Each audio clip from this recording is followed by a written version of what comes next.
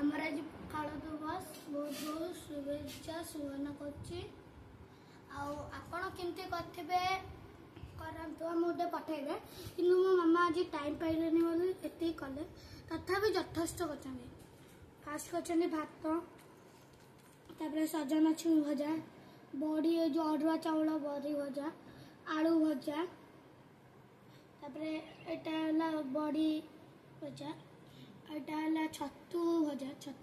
देखि पारंतु एटा साग भजा आटा गोटे बड़ी बड़ी तेल